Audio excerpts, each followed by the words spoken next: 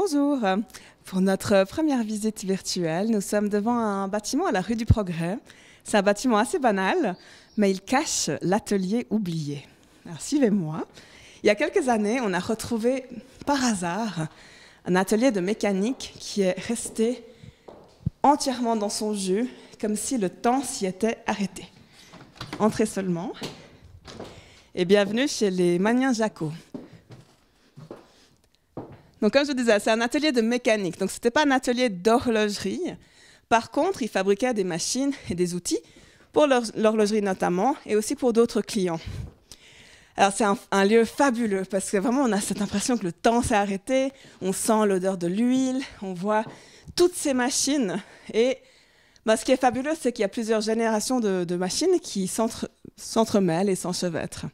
Alors, il y a surtout celles de la fin du 19e siècle, qui sont les plus anciennes et évidemment les plus exceptionnelles pour nous.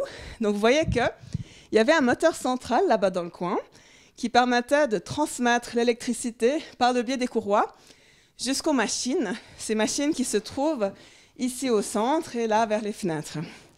Donc tout ça, le rêve, ce serait un jour de pouvoir les remettre en fonction et on verra si un jour ce sera possible.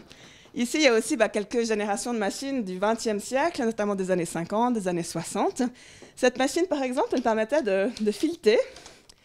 Puis on voit que la manivelle a été utilisée pendant des décennies et que vraiment, c'est les générations successives qui les ont employées.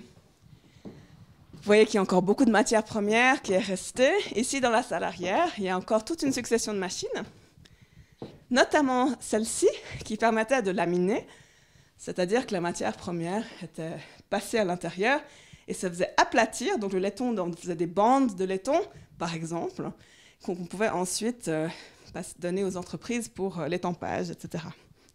Ici, il y a un autre truc assez rigolo, c'est une sorte de four d'appoint, parce qu'il y avait un four au sous-sol, une fonderie au sous-sol.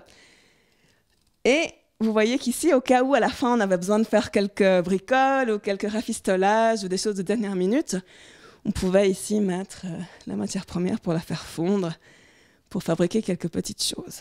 Donc dans tout cet atelier, il y a des milliers d'objets qui sont soit des outils, soit des éléments personnels de la famille. Et quand on vient, on a vraiment l'impression de se plonger en arrière dans le temps.